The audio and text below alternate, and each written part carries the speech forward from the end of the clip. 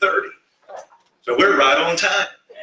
Man, this is such a blessing. I love coming here. You are a blessed church to have pastors like you have. Honor them, love them, was with them. I think it was close to 15 years ago. The first time it was in 2005. Wow. Is it me or does it just go by that quick? It just goes by quick. Well, look at you. I'm trying to catch up. I'm trying to catch up. I hardly recognize you. I go, hey, there he is. Yeah. God said, well, I see you're trying to keep up with the times. Growing the beard. So no shave November turned into no shave all winter. So that's what happened with me. But my wife likes it, so guess what? I'm keeping it. Oh, what an honor to have my dad with me. He called me last night. And said, would you mind if I drive you? I said, what are you going to charge? I didn't say. But for 45, started when I was 3, what's that, 42 years? 42 years. We have been in ministry together. Not many sons can stand. Not very many. Started when I was 3 years old, traveling with my dad, my mom, my older brother, Rob. He's 9 years old. And he and his wife pastor in Hendersonville, Tennessee. And we traveled, goodness, we were in, I guess, 200 plus churches or auditorium, etc. every year. So I calculated, a couple of years ago, I calculated how many miles I've traveled in those 42 years. And a few years ago, it was 3.6 million miles. Wow. And still counting. I got a lot of Southwest tickets that we have used and been in several thousand churches. But I can honestly say you are a very special church. And I love you and I appreciate you. Just recognize so many of you. Some of you are partners in our ministry. You've supported, helped us get books into prisons. Your pastors being one, they have helped us get books into prisons. As a matter of fact, I've met several of the prisoners that were prisoners, but they're not prisoners anymore, got out and they've come here when I've spoken and said, man, I never thought I'd get to meet you, the one that wrote the book, Shut the Hell Up. If you're visiting today, welcome to Bethel Family Worship. They're not really religious here, right? You're on another level. But thank you for that support. Thank you. How many know those are rewards for you? Yes. They're treasures for you. We get to be in partnership together in ministry. So I don't take that lightly. I place a high value on that. And I appreciate it. What a beautiful day. Isn't that beautiful on this February? Wow. Makes you want to have church outside today, doesn't it? This is gorgeous. But just hang around. It'll be winter again before spring comes. But I do love the Word, and I appreciate the opportunity to come and add to this vision. Before we get into the Word, how many love the Word? You love the Word here? Before we get into the Word, if it's all right, I want to do a song or two for you. Is that okay? I'm going to anyways.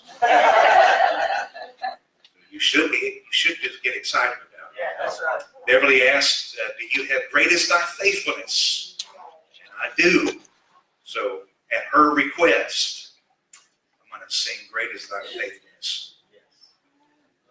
Aren't you thankful for his faithfulness and his goodness? And my dad and I, we were talking just coming up here and just talking about the goodness of God and just how much of his grace we do have in our life.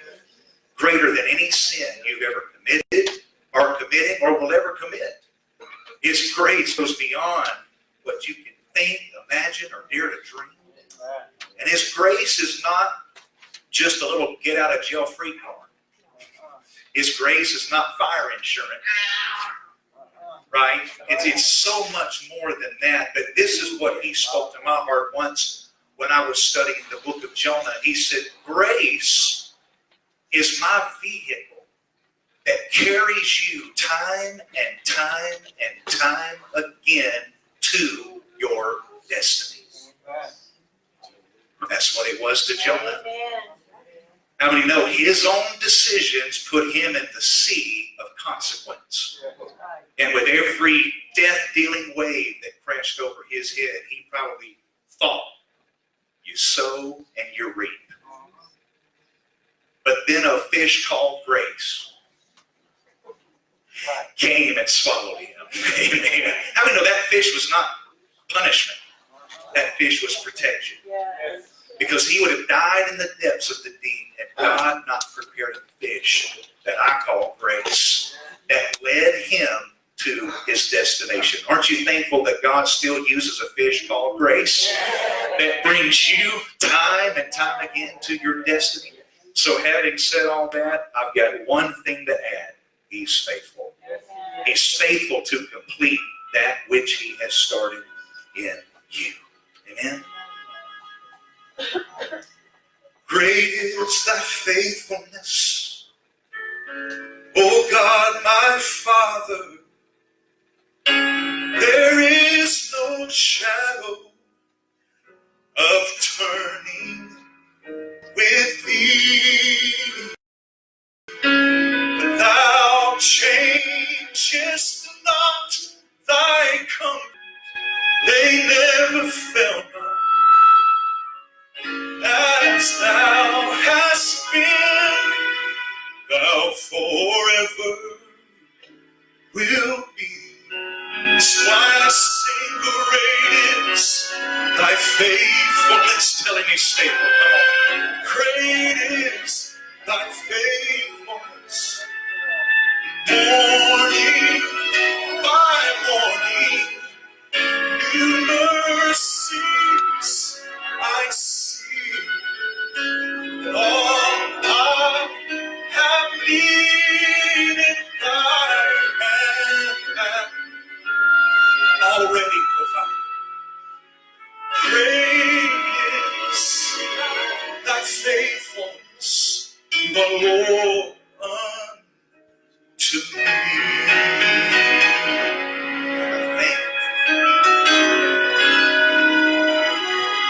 He gives me pardon for all of my sins and a peace, a sweet peace that endureth. Thine own dear presence to cheer and to guide, and you give me strength for today and a bright hope for all of my tomorrows. Blessings, Pastor Bill, blessings are all ours, with 10,000 blessings beside. That's why I say, great is thy faithfulness. Great is thy faithfulness. For morning by morning, wonderful mercies, Lord, I see.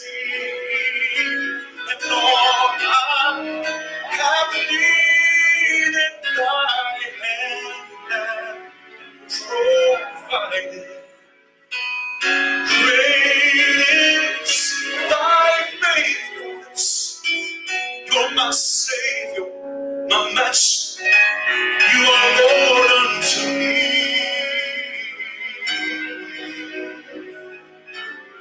I thank you, Father. You're so good. Has he been a good God to you, church? Has he been faithful to you?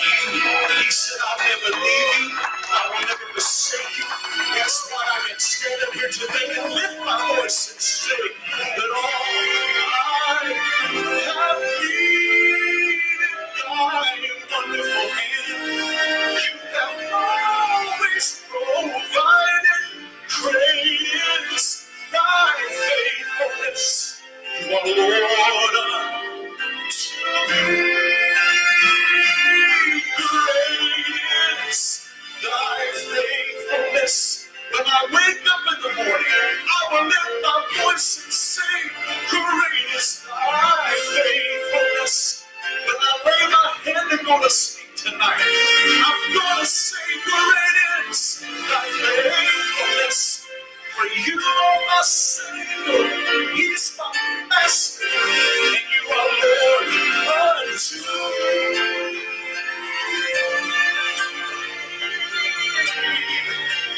You are Lord unto me.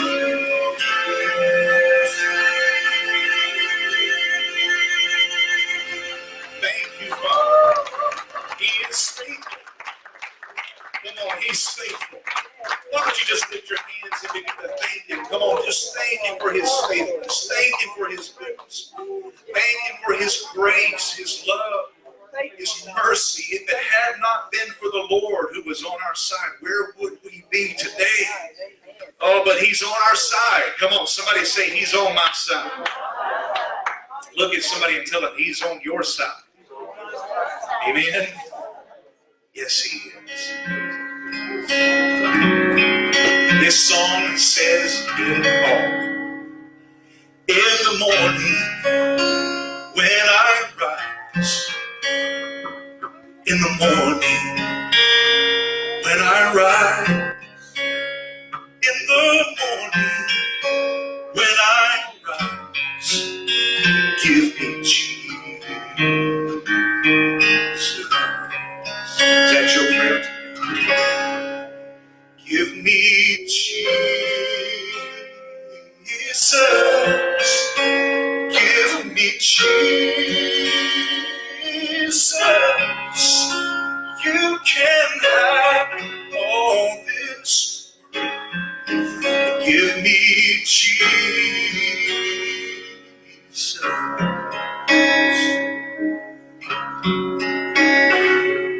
And all through my life,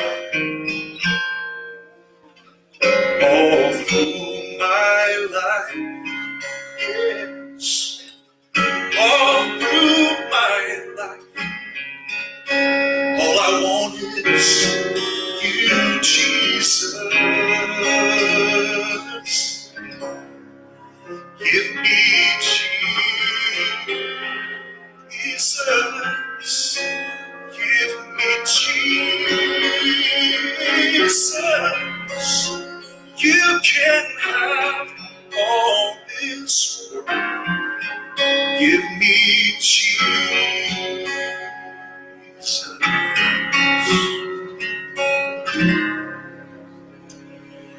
When I take my rest, when I take my rest, when I take my rest forevermore, for all eternity, all I want is you, Jesus.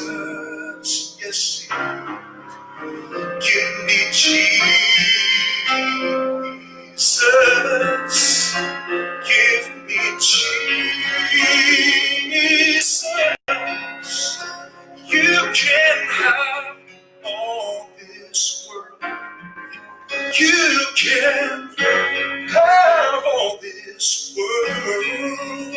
You can have all this world.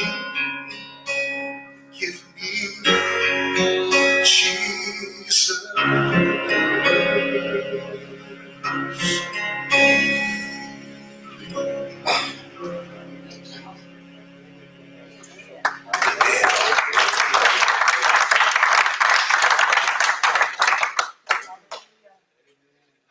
If you have Jesus, you have everything.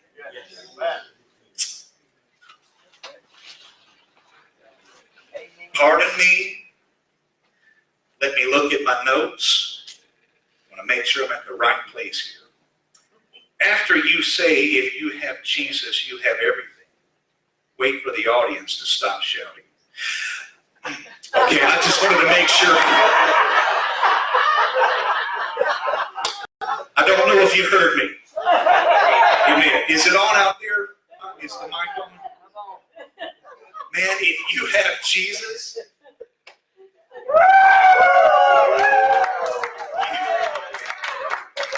you have peace.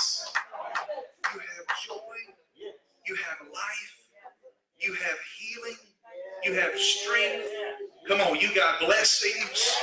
You've got everything. Come on, if you've got Jesus, you've got everything. Amen. Now, it's Super Bowl Sunday. Well, let's act like we got something to praise about. Amen. They're praising over a pigskin today. We can praise the one who made the pigskin. Amen. Well, it's an honor to have my dad with me today. Oh, of course, he needs no introduction. But I really believe he's a man that has a lot of potential. If he will stick with it, I think he's going to go somewhere in life. Oh, he's written many songs. You know them. You've sung them here. We've got the power. We'll not be defeated. I know. There's no doubt about it. And wow, a lot of songs. But above and beyond a songwriter, he's a man of the word, loves the word, gives the word.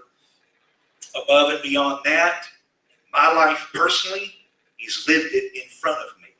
Amen. I know a lot of people who can quote scriptures on this, but it's one thing to do that, but to live it in front of you on a day-to-day basis is the best introduction I could ever give. Amen. So, Dad, would you come just say a few words, and would you welcome him?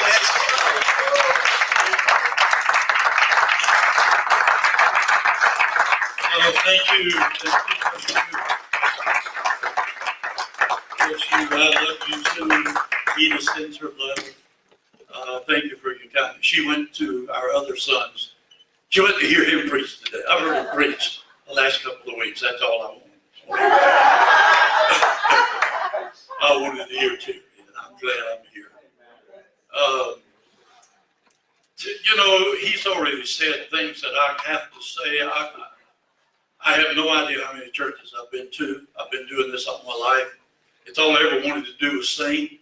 Actually, they told me I was called to preach when I was a little kid. But when I got older, I realized I can't live a good enough life to preach. So I don't have a choice. I can't be a preacher, so I'm going to sing to God. We all know that a singer don't have to be as good a person as a preacher does. Isn't it amazing how we create our own little stuff? That's why I'm so proud of my sons. They preach the word. Not what you feel, what you think. What does God say? And we're finding out something. We don't know everything. We keep learning and learning and learning and learning. So don't get discouraged. It's better than anything you've ever dreamed of. But I just didn't feel like I was supposed to sing and do anything today. I came to receive just like you did. Because I can't give away something if I don't have it. And if we're called of God, and we are, you are, we are, my son is. I was thinking about what I might say if I say anything. I had to whip them almost every night. Almost every, I've been whipping now since I have grandkids and great-grandkids. I believe now if you just talk to the children and explain to them how things really are, they'll change. He was unbelievable. It wasn't that bad. It was just. Thank you for coming. Go sit. Give me your Bible and go sit down. You know better than to give me the microphone. But I've watched. I've seen my boys go through stuff and come out victorious. Amen. So no matter what you, your family, your grandkids, whatever, don't worry about a thing. Trust in God. Amen. Our ministry is to be intercessors. Isn't that what Jesus is? He's an intercessor. He's seated at the right hand of the Father. We're in him. He's in us. So all you got to do is let your request be made known. Don't think whether he will or won't do it. You know it's God's will that they live the abundant life too. Amen. So we're going to come back real soon, and Edith and I will be here and sing, preach, and and I'm going to turn it over to him, and I hope I don't have to whip him after this service. It wouldn't be the first time.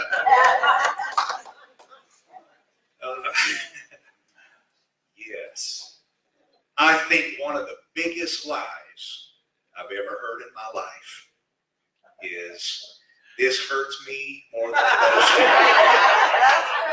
Biggest lie ever. Oh, well, amen. Yes, it worked. You have your Bibles. I want to invite you to go with me to John chapter 4. John chapter 4.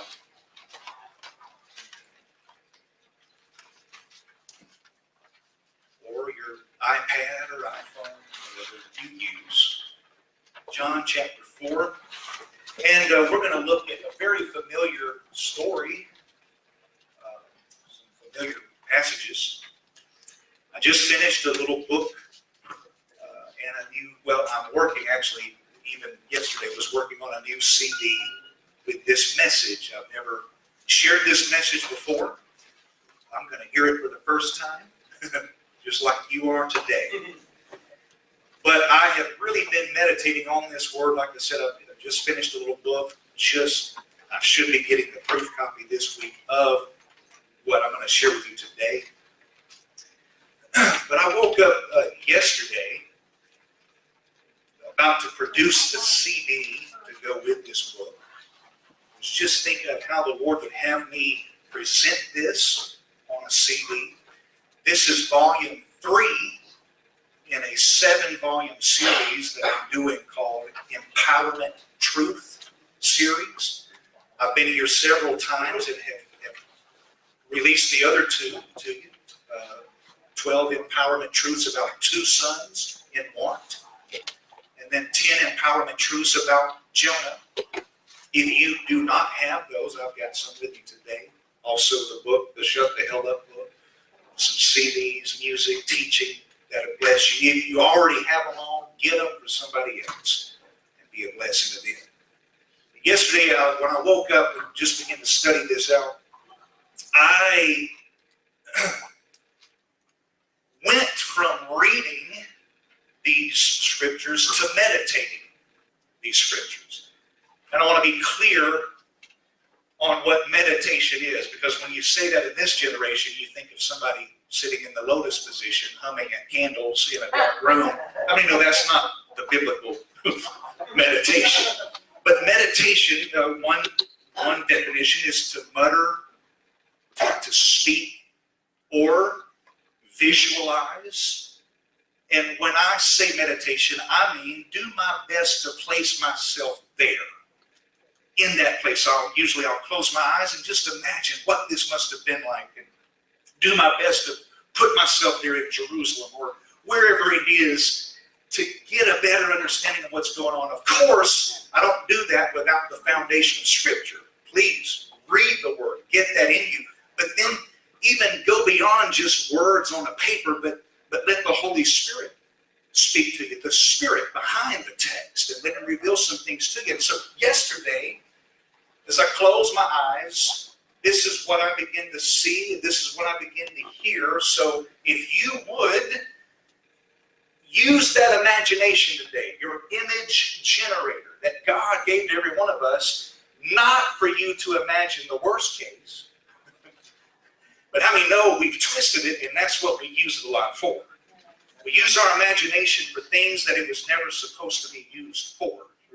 Stress, worry, fear, what's going to happen, how will I make it? Today, let's use it on the positive side, the way God intended for us to use it. And let's go back 2,000 years ago to this place where Jesus was in John chapter 4. Yesterday, as I began to read, then close my eyes and meditate on this, this is what I begin to hear. Thirsty, tired, exhausted. Jesus sits down in the hot noonday sun. And off in the distance is a person walking toward him. Thirsty, tired, in the noonday sun. And eyes of Jesus, full of compassion, full of mercy, full of grace, locks in on this lady. And the voice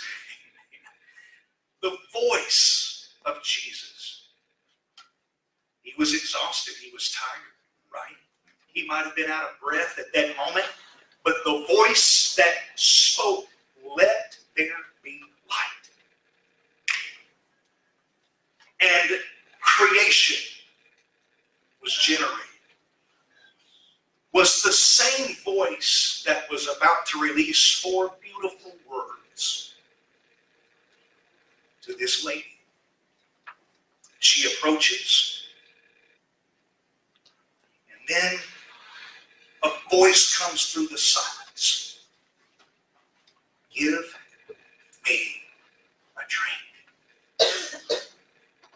This is what I heard. This is what I saw yesterday as I was meditating on this. This was not the first time she had heard those words. I truly believe this had been her daily heart words for years. So when Jesus says, "Give me a drink," something connects on the inside of her. She had not heard those words audibly, maybe she did, but in that moment, I believe it was her heart. Something struck a chord in her heart, and she said, "I've heard this in my heart," because how many know this lady was thirsty? And I'm not talking about just from natural water. She was thirsty. She was dry. She was thirsty. Every time she got married, it ended in a divorce. She thirsted for love. She was thirsty for acceptance. And every time a man walked out of her life, her tender heart would say, "Give me a drink." Every time a new guy would walk into her life, she would think to herself, "Hey, is this the tall drink of water that'll quench my thirst?" She was thirsty. She was tired. Her heart screamed, "Give me a drink." And so, in that moment, he resonates with her heart. "Give me a drink." So today I want to introduce to you this lady at the well. We know of as the woman at the well. Today I want to give you five empowerment truths about this lady. If she were to have a resume, it would read like this: married and divorced 5 times. The guy she's with now is not her husband. She struggles with racial issues. She struggles with gender issues. She struggles with trust issues. How many know if that resume was presented to a denomination for consideration of an evangelist, it would come back stamped unqualified? Come on, can I get a witness? I want to ask you a question. Have you ever felt unqualified? Come on, let's don't be religious today. Let's just be open and real. Have you ever felt unqualified? Do what you know God's put in your heart to do. Aren't you thankful he doesn't use qualified? Amen. Well, I got 3 of you honest today. 4 of you. Amen. Have you ever studied out who God used in history to get his will accomplished? Noah got drunk. Abraham was considered too old. Right? Timothy was too young. Rahab was a prostitute. David was a murderer. Right? Solomon, I'm not even going there. I mean, one for every day. You know what I'm saying? I mean, Lazarus, John the Baptist ate bugs. Lazarus was dead. What's your excuse? Come on. He doesn't call the qualified, he qualifies the called. So if this were a resume given to a denomination for considering, it would come back stamped unqualified. But Jesus saw something in her.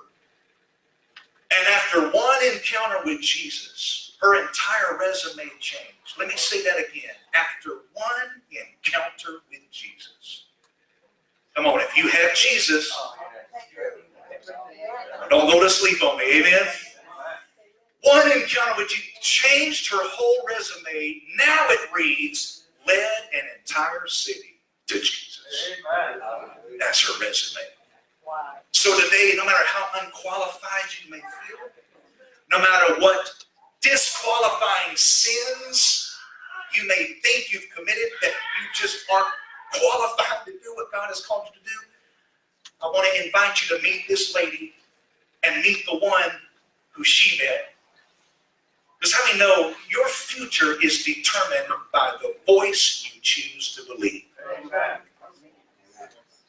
I see some of you writing, so I'm going to say that again. Your future is determined by the voice you choose to believe. Right. So today I want to invite you to believe the voice of Jesus. Amen. Amen. Discard all the other voices that have told you you're not worthy, you're unqualified, you can't do it. I want you to hear the voice of Jesus today. Let's look at John chapter 4. Have you found it yet? Okay. John 4, verse 5. So he came to a city of Samaria, which is called Sychar, near the plot of ground that Jacob gave to his son Joseph. Now Jacob's well was there. Would you say Jacob's well? Say that again. Jacob's well. I will come back to that in just a little bit. But that well is very important in this story. Jacob's well was there. Jesus, therefore, being wearied from his journey, sat on the well. Boy, there's so much I want to give to you, even right here, but let me stay on course. It was about the 6th hour, noon. A woman of Samaria came to draw water. Jesus said to her, give me a drink. For his disciples had gone away into the city to buy food. You know what that shows me? They weren't broke. How many of you know you don't serve a broke Jesus? And the disciples weren't broke either. Amen? So they went to buy some food. Then the woman of Samaria said to him, how is it that you, being a Jew, ask a drink from me, a Samaritan? So 2 things I want to highlight for you here at the beginning. Number 1, it was noon. That's very key. Number 2, her question to Jesus. It was specific to say that it was about the 6th hour or noon. Why is this important? Because it shows us the state of mind she had settled for. Why didn't she go and draw water in the morning when it was in the cool of the day, when everybody else went to draw water? Why didn't she go in the afternoon when the sun was setting, when everyone else went to draw water in the cool of the day? Why did she settle for the hottest part of the day? Because that was the time of day. No one else was there.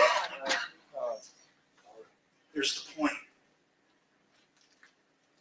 She was willing to suffer the noonday heat instead of the hellish remarks from the holy ones. How many people in the world today are willing to settle for what the world is giving because they don't want to have to deal with the condemnation of hell that the church is giving? Come on. It's all right? Okay. She was willing to suffer the noonday heat instead of the criticism. Don't you know this lady was known in Samaria? Married and divorced 5 times. How many know you can't do that on your own? You got to have an agreeing partner to do this. So she was probably famous. She was criticized. She was probably put down. So she was willing to suffer this noonday heat instead of the criticism. So many people, they're willing to suffer the heat in the world. They won't even come to church because basically I'm damned if I do, and I'm damned if I don't. She was messed up either way. She could either suffer or be criticized. She lost either way. She was willing to suffer the heat, to be alone, away from the criticism.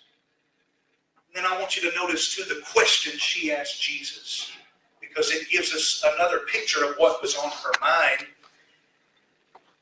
How is it that you, being a Jew, and I'm emphasizing Jew, ask to drink from me, a Samaritan woman? I've got a question for you. Bless you. What did that question have to do with the statement Jesus said? Nothing. What did he say? Give me a drink. What was on her mind? Cultural conditions and religious traditions. And those two things was a hindrance to her in that moment to receive what Jesus wanted to give her. How many of us, we allow cultural conditions and religious traditions to keep us from receiving what the Father has for us?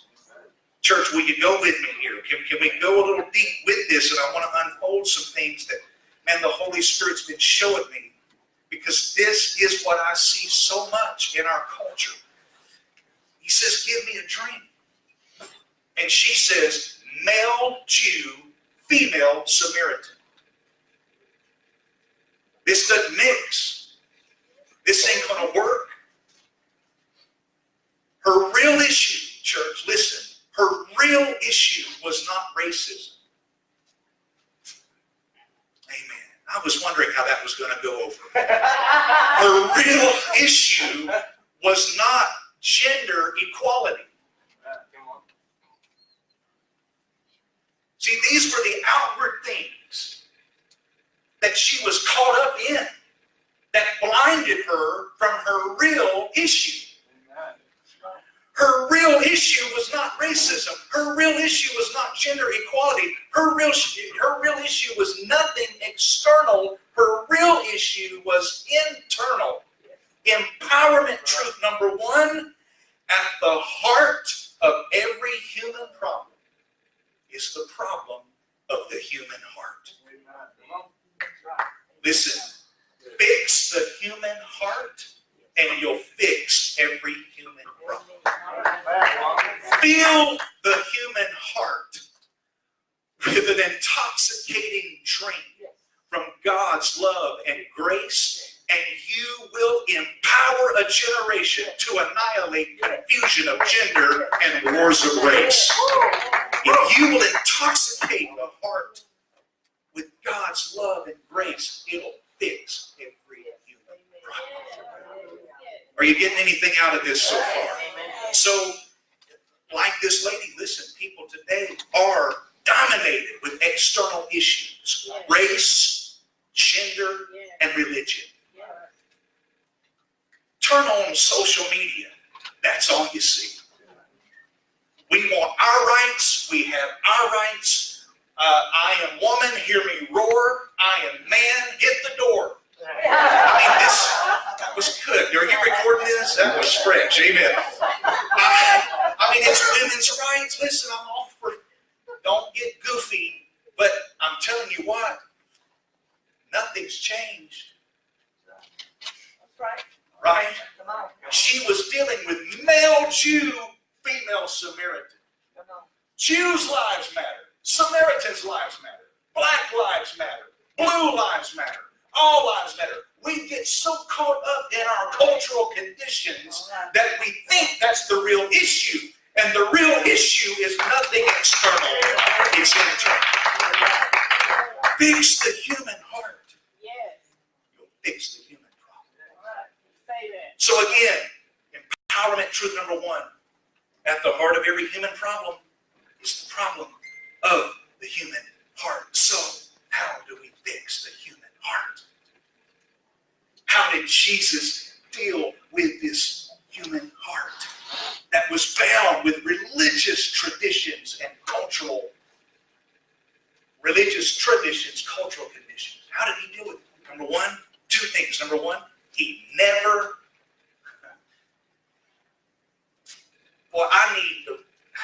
I'm glad I'm home today. Because if I was the first time at a visiting church, I would have to kiss up to him and then put all this out there. So we all okay with just me putting it out here? Number one, he never addressed her racial comment. Amen. Come on. You know why he didn't? Because it wasn't an issue. Now don't get goofy. I'm not saying we should never talk about stuff. No, but listen, if all you're doing is dealing with the fruit. He wanted to go to the root.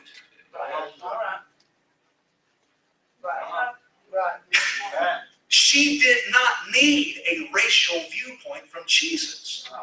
And she didn't need to know if Jesus was a Republican or a Democrat. She didn't need to know that. This was her greatest decision she could make.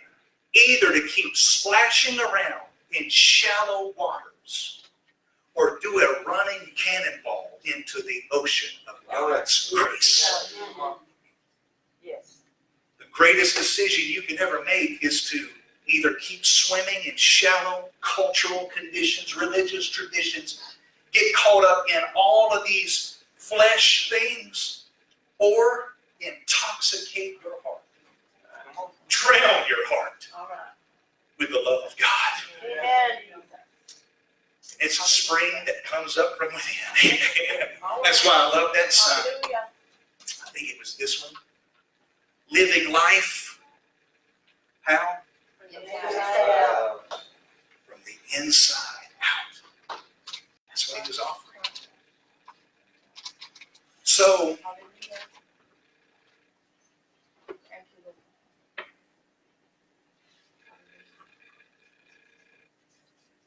your major problem, you ready, is a drinking problem.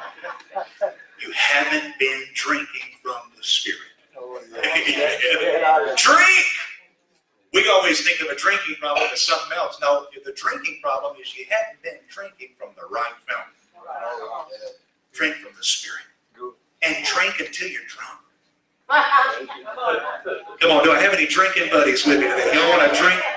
I've learned that the more drunk I get in the Holy Spirit, the more sober I think in my mind.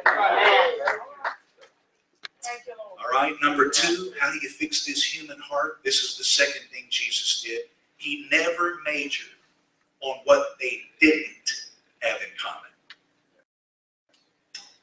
He majored on the one thing they did, water. He wanted it.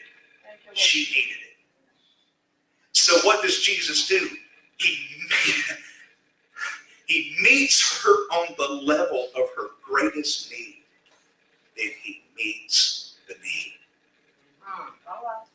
That is why I love your pastors. Thank you. They meet people on the level of their greatest need. Amen. You want a turkey? We got a turkey. You want some clothes? We got some clothes. You need some money? We got money. What are they doing? They're not dealing with people based on differences. Church, if we can learn to deal with people on what we can relate to. How many of y'all know we all need money? Come on, don't be religious, right? We all need some money. We all need some turkey from time to time, right? Thank God you need some clothes. Amen? Some of y'all need some clothes. We all need clothes. Right? So these are levels we can all relate to. Jesus did not address the places they couldn't relate. He majored on the one thing they had in common. Water. When we seek to meet people on the level of their greatest need and then meet the need, you just brought heaven on earth to them. Amen? Well, we can close now and have enough for Wednesday. Amen. Y'all want to keep going? Yes. Let's keep going. Let's keep following Jesus, because I'm telling you, this set me free. Amen. And there might be somebody right now, and you're saying, Terry, well, all right. How do I get filled up? Amen. How do I get this living water? How do I intoxicate my heart right now? Well, all you got to do is visualize a warmth in your heart right now. All of you have it. Man, the Spirit of God, if you say, Jesus, Lord, I believe, instantly, man, He is there right now to heal you, to deliver you, to set you free. So visualize that warmth. Stop majoring on who has walked out. Major on who's walked in. Stop majoring on all the problems, the difficulties in this life. Major on, man, I am victorious in Jesus Christ. All right. Stop majoring on what the doctor has said. Major on what the great physician has said. You understand what I'm saying? This is how you intoxicate your heart. Thank you, Lord. And you drown your heart with living water. Meditate on His Word. This is what the Lord gave me years ago. Meditation in my Word is medication for your mind. All right. Meditate on His Word. Thank you. Let's keep going. John 4, verse 10. The woman said to Him. Let's look at verse 10. Jesus answered and said to her, if you knew the gift of God, and who it is who says to you, give me a drink, you would have asked Him. He would have given you living water. The woman said to Him, Sir.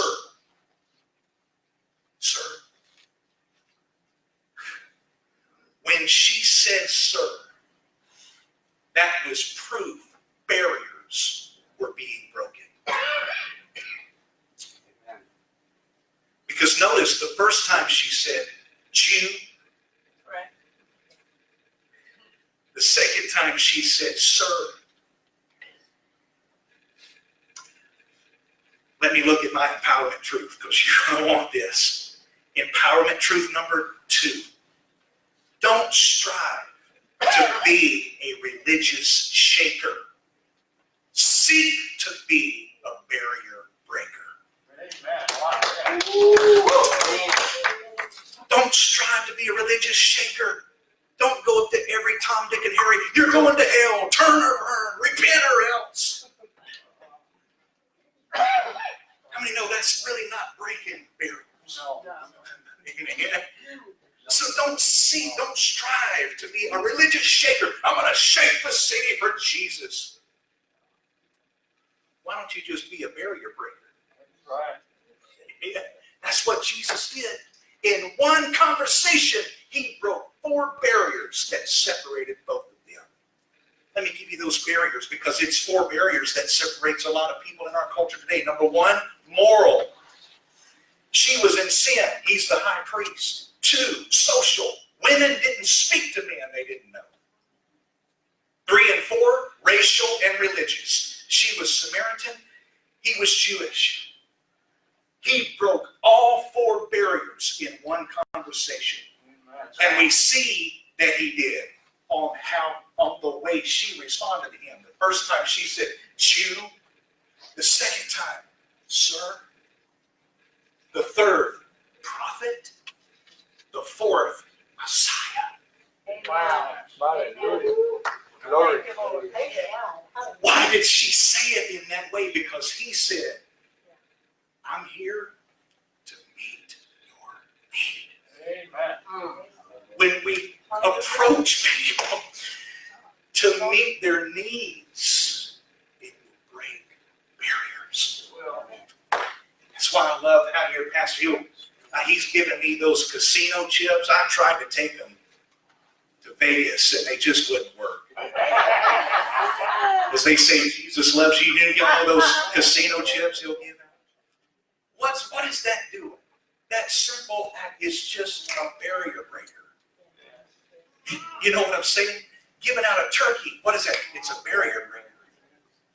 That's why I encourage you, man, keep doing what you're doing.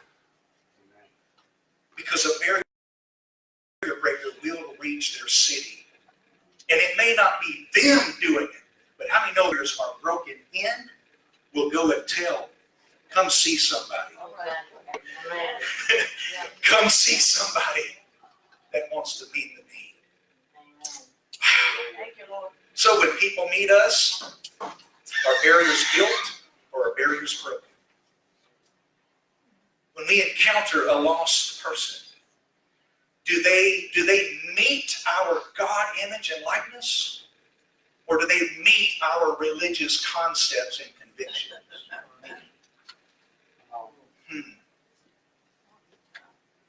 When people leave us, do they think, wow, I just encountered God? Or do they leave thinking, oh my God, if that's a Christian, forget it. And they're messed up like me, amen? So when people meet us, what do they mean? Seek to be a barrier breaker. Powerful. Are you getting anything? Amen. Even if you're not, say amen, I'll think you are. So here's another, this is not really an empowerment truth, but it's a good truth here. If we want to reach people, we must destroy our religious doctrine and deepen our relational devotion. Y'all need some coffee? Did you get that? Okay. What do you mean destroy my religious doctrine? Yeah. Why? To deepen your relationships.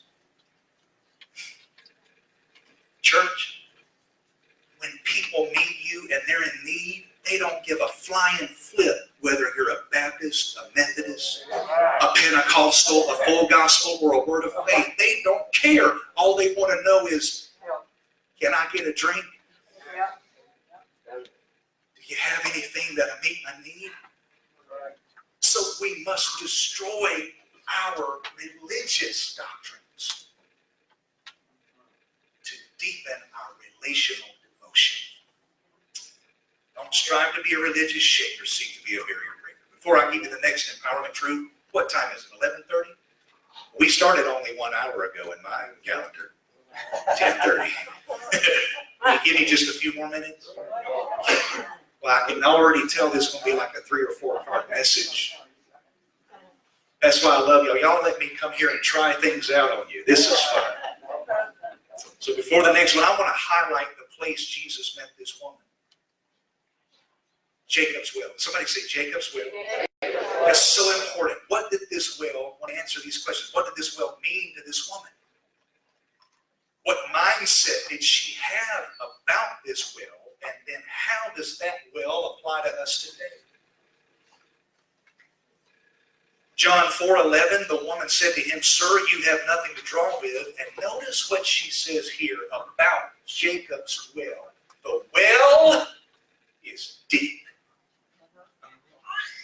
How many of you know, man, I want to get ahead of myself. I've got so much in me here and I'm trying to. It's hard work to get water out of a religious monument. Come on. She said, this well is deep. Can you hear her? You have nothing to draw with. You have nothing to draw with, and the well is deep. Let me just cut to the chase. Jacob's well was her religious monument. You know why I say it?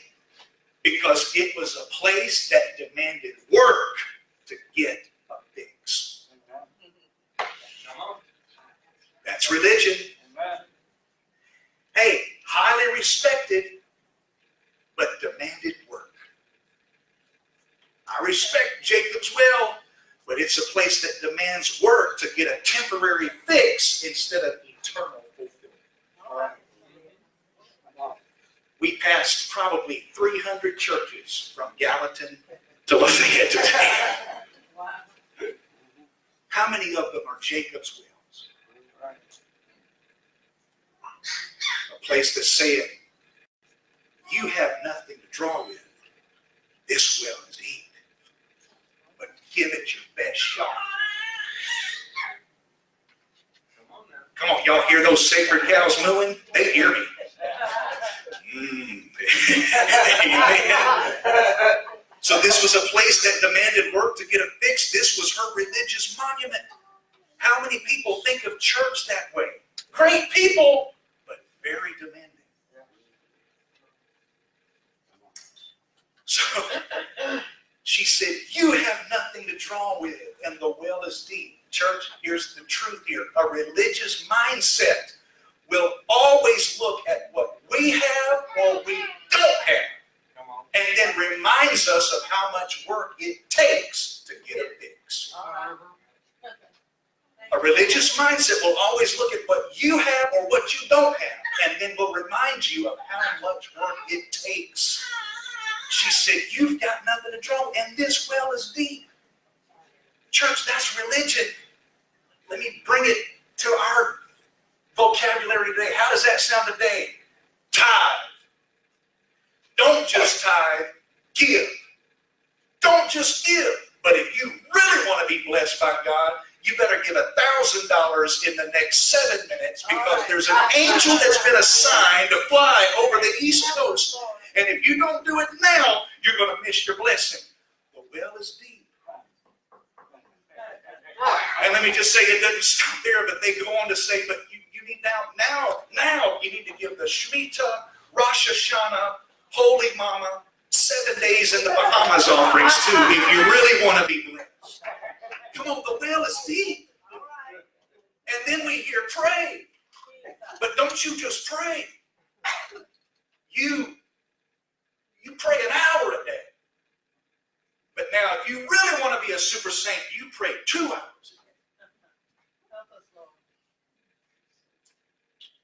And fast. But don't just fast. But you better go 21 days. But now, wait a minute. Jesus went 40. So how many of y'all want to be like Jesus? How many of y'all know if you're trying to perform to achieve, the well is deep? And you don't have the right equipment to draw with. You can't do it.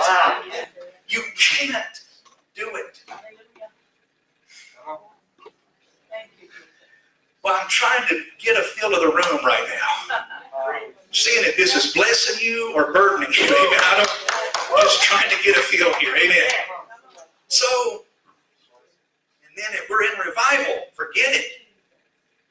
And if don't just come to church. You be in church Sunday morning, Sunday night, Wednesday night. You be here every time the doors are open. Well, it's deep. Boy, I am prodding some cows right now. That's okay. I'm just quoting what this was on her mind. You got nothing to draw with it. This will. Trust me, I've been here day after day trying to get fulfillment, and it won't fulfill you. It'll fix you temporarily. You'll get a fix. And then I've heard this a little deeper. Let's go a little deeper with it. Y'all want to go a little deeper with it? Are you sure? Some of y'all are looking at me like they looked at Stephen before they stoned him. If we're in revival, will you forget everything? You be here every single night, and what your children lose in sleep, God will make it up with favor. Well, it's deep. What are we trying to do? We're trying to get a temporary fix. When Jesus says, you just ask. Religion says, draw. Jesus says, just ask me. Lord, that's too simple. Yep. I've made it stupid proof, because you will mess it up. I'll take you just like you are. I just want fellowship with you. Stop trying to get a fix from a religious monument when I put the well inside of you. I put the spring in you. You can't work enough to earn it, and you can't do enough bad to disqualify yourself from it. Amen. Give me a high five, amen. That's good news. Come on. That's good news. Come on. I'm so far off my notes, so let me get back here. So this is what I'll say to all of those well, deep religious concepts. This is what I say: God, forgive us That's right. for treating living water like Jacob's well. Come on now. I repent of that. We've been trying to earn his payment, what he has provided as a gift. So this is what she asked him: where then do you get that living water? He said, the water that I give, it's living, it's coming up out of you. Where then do I get that? No, she didn't say, where do I get it? She said, where do you get it? Isn't that interesting? You know, I was reading that recently, and what I saw was this. I don't want to read into it, but I don't believe this was a sincere question, simply because of what she said next. She did come to a place of sincerity, don't misunderstand me, but she said, where do you get that living water? Because the next thing she said was, are you greater than our father Jacob? Religious mindset. Who gave us this well, religious monument,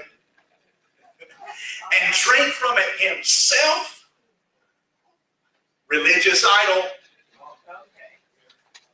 as well as his sons and livestock. A religious mindset will question how you get fulfillment without the aid of a religious monument.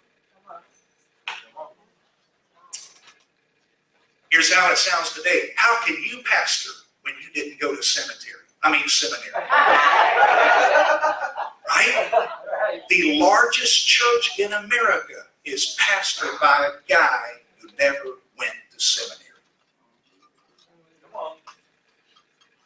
But he had a pretty good spring. Amen. His dad was John Osteen. It's a pretty good spring to draw from. Here's another religious mindset. Again, a religious mindset will question, how do you get fulfillment without the aid of a religious monument? Here's another religious mindset. How can a prostitute get healed? And I've prayed, I've fasted, I've given, I've tithed, I've done all this, and yet I'm still sick. Wow. Come on now. Y'all hear the cows? Here's why. This is one reason. Because that prostitute knows it's only by the grace of God. Amen. The religious mindset says, look at all I'm doing. I have prayed. I have given. I have done this. I have done that. You've told me everything you've done and nothing of what he did. Preach now. Come on, a religious mindset wonders, how do you get fulfillment without the aid of a religious monument? She said, who are you? Are you greater than our father Jacob, who gave us this well? You got nothing to draw with. How are you so fulfilled without the aid of this monument? That's what I hear today. I've heard this said to me. Now, we don't need to get too carried away with that grace message, because after all, it did not come from our denomination. Help us, Lord. That's a religious monument. And listen, denominations are great, but here's the danger of a denomination. It's one generation's revelation. Nothing wrong with that. It's not wrong, it's incomplete. A The denomination is built off of one generation's revelation. Jacob's well served a purpose in that generation.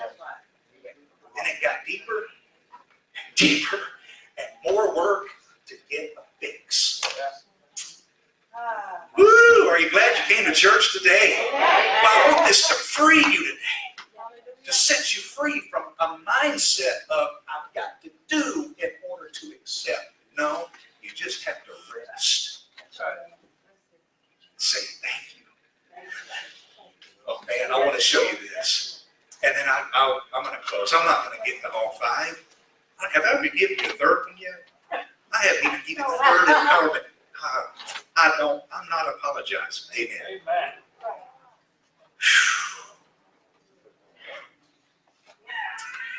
Watch, okay. I think I'll close with this. Jesus, look at John 4, verse 6. Now Jacob's well was there. Jesus, therefore, being wearied from his journey, sat. Now this translation is the New King James, and it says sat thus by the well. But how many know Jesus didn't use the New King James? Come on, bless God. He used the King James 1611 edition, right? So I like the 1611 edition. I like how it translates it because I do believe this is a better, accurate translation, and here's why. It says that he sat on the well. Man, I could go 1 hour with this thought right here. But here he is. He sat on her religious monument.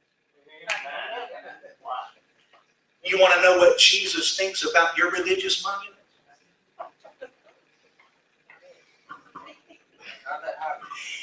It's a place to put his backside.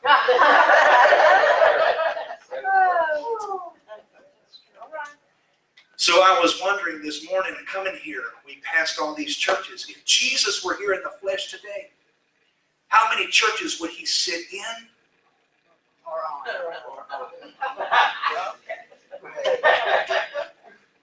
on?